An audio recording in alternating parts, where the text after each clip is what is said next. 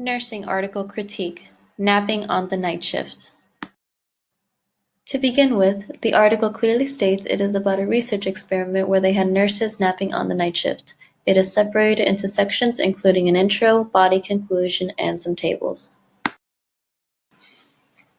The abstract has a clear overview of the study since it gives the background of the report, the purpose, methods of collecting data, results, and conclusions of the study.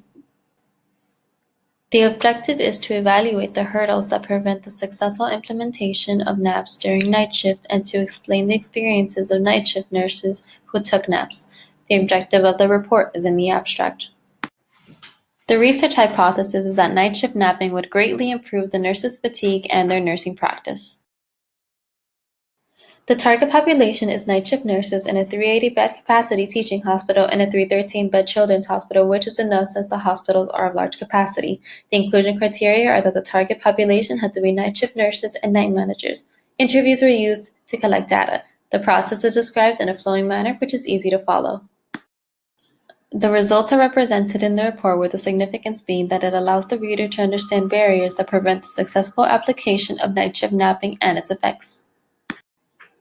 There was a discussion at the end of the article. It was supported in that on the unit where napping was successful, nurses reported feeling less drowsy on the way home and reported the helpfulness of sleeping as a 7.3 on a 1 to 10 scale.